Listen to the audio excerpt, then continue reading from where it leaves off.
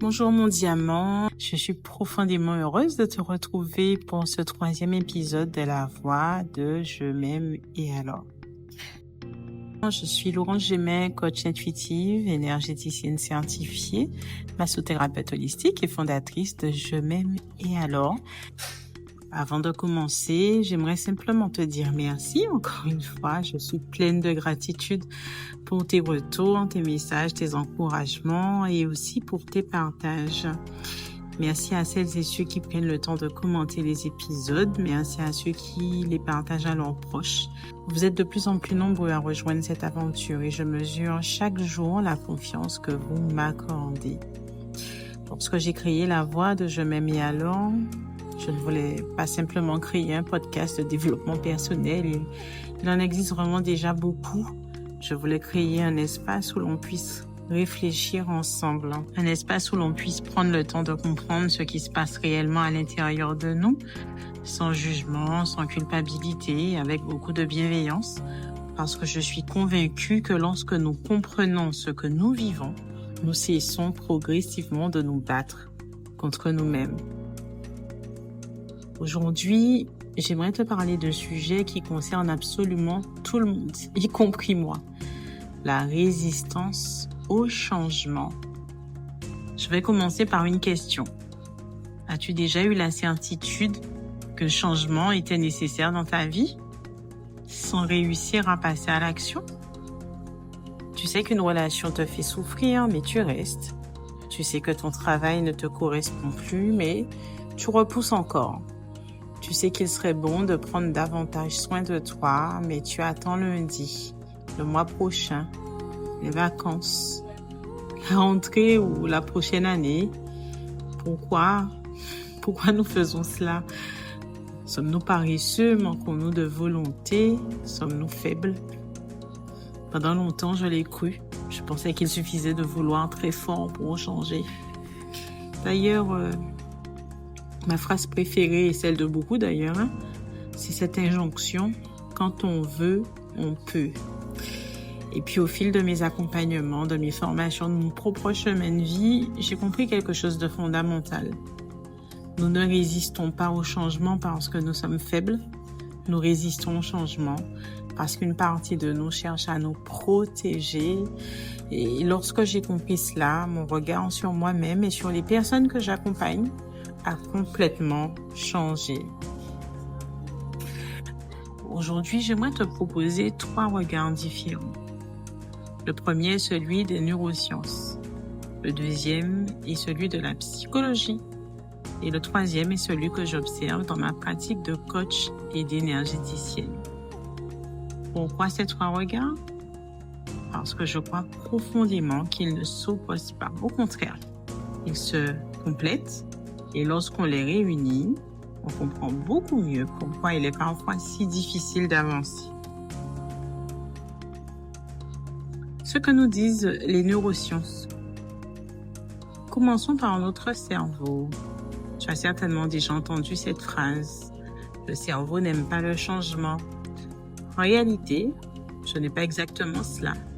Notre cerveau n'a pas peur du changement. Il cherche avant tout à assurer notre sécurité. D'ailleurs, pendant des milliers d'années, l'être humain a survécu parce qu'il savait reconnaître ce qui était familier. L'inconnu pouvait représenter un danger, un prédateur, une maladie, un environnement hostile. Alors notre cerveau a développé une réflexion extraordinaire, celui de privilégier ce qu'il connaît. Aujourd'hui, le contexte a changé. Mais certains mécanismes sont toujours présents. Lorsque tu envisages un changement important, changer de travail, mettre fin à une relation, créer ton entreprise, prendre la parole, te montrer tel que tu es vraiment, ton cerveau peut interpréter cette nouveauté comme une menace potentielle. Il active alors différents mécanismes de protection. Le doute, la procrastination, l'hésitation, le besoin d'attendre encore un peu, la recherche d'une garantie que tout se passera bien. Et cette garantie, la vie ne peut malheureusement jamais nous la donner. Alors nous restons parfois dans une situation inconfortable parce qu'elle est connue. C'est fascinant, hein? Notre cerveau préfère parfois une souffrance familière à un bonheur encore inconnu. Ce n'est pas parce qu'il veut nous empêcher d'être heureux. D'ailleurs, c'est pas son problème que nous soyons heureux ou pas. C'est parce qu'il cherche d'abord à nous maintenir en sécurité. Et j'aimerais vraiment que tu retiennes cela. Si aujourd'hui tu résistes au changement, cela ne signifie pas que tu es incapable. Cela signifie simplement que ton cerveau fait son travail. Mais il existe une merveilleuse nouvelle. Notre cerveau possède une capacité extraordinaire et on appelle cela la neuroplasticité. D'ailleurs, cette neuroplasticité, les enfants connaissent bien parce que les enfants apprennent tout le temps, notamment lorsqu'ils apprennent à lire, écrire, compter, etc. Cette capacité, elle est sollicitée énormément. Cela signifie que notre cerveau peut apprendre toute notre vie. Chaque nouvelle expérience, chaque nouvelle pensée, chaque nouvelle habitude, chaque petit pas répété crée progressivement de nouveaux chemins. Autrement dit, tu n'as pas besoin de transformer toute ta vie en une journée. Non, ce n'est pas véritablement le challenge, hein. Ton cerveau n'attend pas un exploit. Il a simplement besoin de comprendre que le changement peut aussi devenir un nouvel espace de sécurité. Et c'est exactement pour cette raison que les petits pas ont autant de valeur. Ils rassurent progressivement notre système nerveux. Ils montrent à notre cerveau que nous sommes capables d'avancer sans être en danger. L'ego, ce gardien parfois mal compris. Maintenant, j'aimerais te parler d'un mot qui est souvent utilisé, l'ego. Maintenant, on l'entend à tout va. On entend parfois dire il faut tuer l'ego. Personnellement, je ne partage pas cette vision. Je ne crois pas que l'ego soit notre ennemi. Je crois qu'il est un gardien qui cherche lui aussi à nous protéger. D'ailleurs, je me mets alors pour racine aussi l'ego. Imagine un instant. Pendant 20 ans, tu t'es construit une identité. Tu t'es raconté certaines histoires. Tu t'es dit par exemple, je ne suis pas capable. Je suis timide. Je suis toujours abandonnée. Je ne mérite pas. Je dois faire plaisir pour être aimé. Ces croyances finissent par devenir une partie de ton identité. Alors, lorsque tu commences à changer, ton ego peut réagir, non pas parce qu'il veut ton mal, mais parce qu'il cherche à préserver ce qu'il connaît déjà. Même si cette identité te fait souffrir, il préfère parfois une identité douloureuse à une identité inconnue. Et c'est là que beaucoup de personnes abandonnent. Elles pensent manquer de motivation. Alors qu'en réalité, une partie d'elle essaie simplement de conserver un équilibre qu'elle connaît. Voilà pourquoi le changement demande autant de douceur. Nous ne sommes pas en guerre contre nous-mêmes. Nous apprenons simplement à rassurer ces parties de nous qui ont peur. Le déni, une protection qui peut devenir une prison. J'aimerais maintenant te parler d'un mécanisme dont on parle finalement assez peu et que je rencontre souvent lors de mes accompagnements. Le déni. Lorsque j'accompagne une personne, je ne cherche jamais à la brusquer. Pourquoi? Parce que le déni est souvent un mécanisme de protection. Il nous permet parfois de continuer à vivre lorsqu'une réalité est trop douloureuse pour être regardée immédiatement. C'est un peu comme un pansement posé sur une blessure encore ouverte. Pendant un temps, il nous protège, mais si nous refusons de le retirer un jour, la blessure ne peut pas cicatriser. Le déni peut prendre de nombreuses formes. Tout va bien, ce n'est pas si grave, je gère, ce sont les autres le problème, je changerai plus tard. Nous nous racontons parfois ces histoires non pas parce que nous voulons mentir, mais parce qu'une partie de nous n'est pas encore prête à regarder la vérité et c'est profondément humain. Je tiens vraiment à le dire, hein. Nous avons tous été à un moment de notre vie dans le déni de quelque chose. Moi aussi d'ailleurs, hein. Et encore récemment sur certains sujets. Et je pense que reconnaître cela demande énormément de courage. Parce qu'il est souvent plus confortable de continuer à expliquer notre souffrance uniquement par ce qui se passe à l'extérieur que de se demander qu'est-ce que cette situation vient aussi me montrer sur moi. Et cette question peut faire peur. Je vais te partager quelque chose de très personnel. Il y a plusieurs années, je pensais sincèrement que certaines personnes étaient responsables de mon mal-être. Je pensais que si elles changeaient, alors j'irais mieux. Si elle me comprenait davantage, si elle me respectait davantage, si elle m'aimait davantage, alors tout irait bien. Et puis un jour, une question est venue bouleverser ma façon de voir les choses. Quelle est ma part de responsabilité dans ce que je vis aujourd'hui? Qu'est-ce que je tolère? Est-ce que j'ai mis des limites? Est-ce que j'ai réagi dès le premier manque de respect? Est-ce que j'ai réagi dès le premier abandon? Et là, je ne parle pas de culpabilité, je ne parle pas de blessures que j'ai pu subir, je ne parle pas des injustices. Certaines choses ne dépendent pas de nous, surtout quand on est un enfant. Certaines souffrances nous sont imposées, mais à partir du moment où elles existent, que choisissons-nous d'en faire? Cette question a été difficile parce qu'elle m'obligeait à sortir de la posture où tout dépendait des autres. Elle m'invitait à reprendre mon pouvoir et c'est très différent. Parce que tant que tout dépend de l'extérieur, nous attendons que l'extérieur change. Lorsque nous reprenons notre pouvoir, nous retrouvons notre capacité d'agir et cela change absolument tout. J'aimerais vraiment faire une distinction essentielle. Être responsable, ce n'est pas être coupable. Ces deux mots sont souvent confondus. Pensons. Ils racontent deux histoires très différentes. La culpabilité regarde vers le passé, elle répète « j'aurais dû, je n'aurais pas dû ». On tourne en rond en réalité. La responsabilité regarde vers l'avenir. Elle demande « que puis-je faire aujourd'hui avec ce que je vis ?» Et cette question est profondément libératrice parce qu'elle nous remet en mouvement, elle nous rend à nouveau acteurs de notre vie. Ce que j'observe dans ma pratique, aujourd'hui, après avoir accompagné de nombreuses personnes, bien j'observe quelque chose qui revient très souvent. Lorsque nous refusons de regarder une émotion, lorsque nous évitons une vérité, lorsque nous luttons contre ce qui est déjà arrivé, nous consacrons énormément d'énergie à maintenir cette lutte. Dans ma pratique, j'observe que certaines personnes retrouvent un nouvel élan lorsqu'elles cessent de consacrer autant d'énergie à combattre ce qui ne peut plus être changé. Cela ne veut pas dire oublier, cela ne veut pas dire cautionner, cela ne veut pas dire minimiser une souffrance. Cela signifie reconnaître que cette histoire fait partie de nous, sans lui laisser diriger tout notre présent. Et c'est souvent à ce moment-là que quelque chose s'ouvre, comme si l'espace intérieur redevenait disponible pour créer, pour aimer, pour entreprendre, pour rêver, pour vivre. La résistance demande énormément d'énergie. Parlons énergie, vous savez que c'est l'un de mes sujets préférés.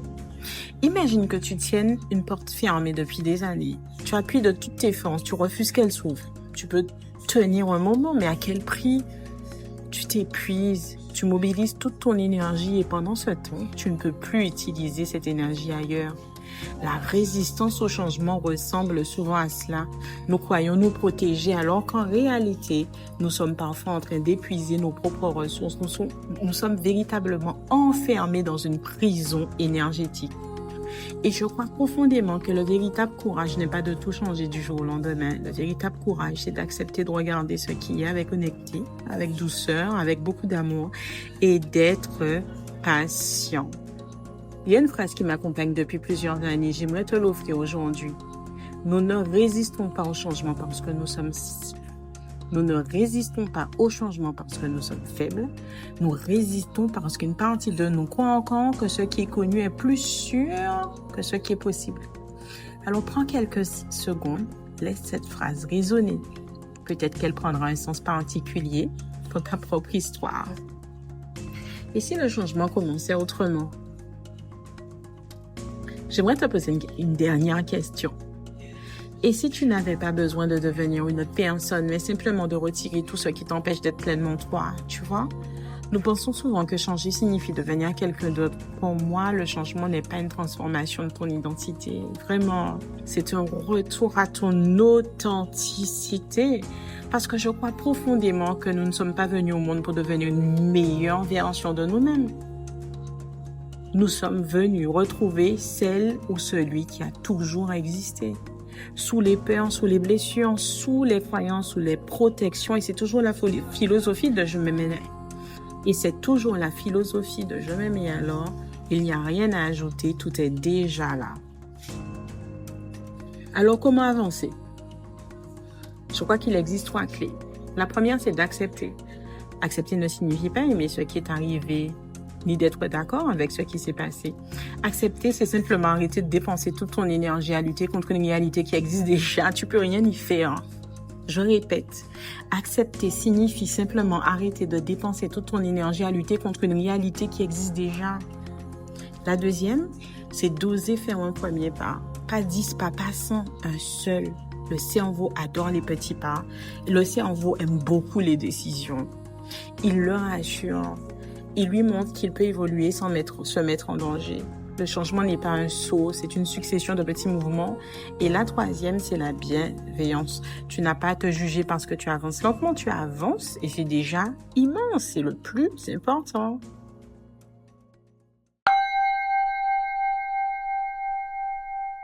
Une respiration pour accueillir le changement. Je t'invite maintenant à fermer doucement les yeux, si tu le peux. Pose une main sur ton cœur et l'autre sur ton ventre. Inspire profondément par le nez, en comptant jusqu'à 4. 1, 2, 3, 4. Retiens une seconde, puis expire lentement, très lentement. Comme si tu laissais partir une tension. Encore une fois, inspire. Et imagine que tu accueilles la confiance. Expire. Et imagine que tu relâches le besoin de tout contrôler. Une dernière fois, à l'inspiration, dis intérieurement, j'accueille le changement. À l'expiration, je fais confiance à la vie. Respire encore quelques instants et lorsque tu te sens prêt, ouvre doucement les yeux.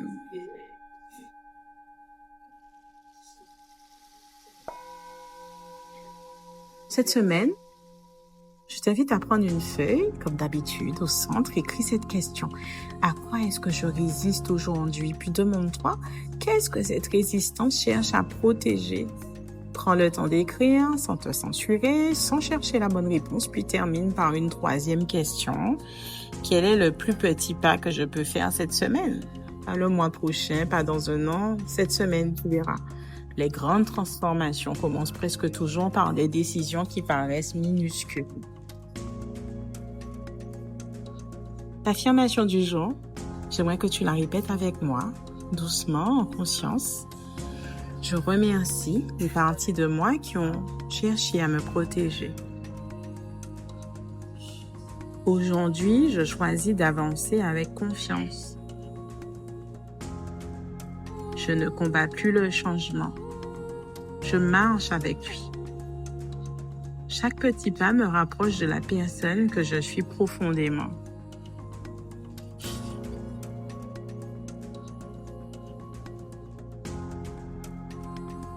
Avant de nous quitter, si cet épisode t'a touché, j'aimerais te dire une dernière chose. Nous passons souvent notre vie à attendre le bon moment, le moment où nous aurons moins peur, plus confiance, plus d'argent, plus de temps, plus de certitude. Mais le courage n'est pas l'absence de peur, le courage c'est choisir d'avancer malgré elle. Et je crois profondément que le changement commence le jour où nous cessons de nous demander pourquoi est-ce que cela m'arrive, pour commencer à nous demander qu'est-ce que cette situation vient m'apprendre. Cette simple question change notre posture. Elle nous fait passer de l'impuissance à la responsabilité. Et cette responsabilité n'est pas une punition, c'est un cadeau parce qu'elle nous redonne notre liberté d'agir. Si tu retiens une seule chose aujourd'hui, j'aimerais que ce soit celle-ci. Le changement ne commence pas lorsque la peur disparaît. Il commence lorsque ton désir d'être pleinement toi devient plus grand que ta peur de quitter ce que tu connais déjà. Alors merci. Merci d'avoir partagé ce moment avec moi. Si cet épisode t'a apporté un éclairage, je t'invite à le partager avec une personne qui traverse peut-être une période de changement. Laisse un commentaire, like cet épisode, abonne-toi à la voix de Je m'aime et alors pour ne manquer aucun rendez-vous.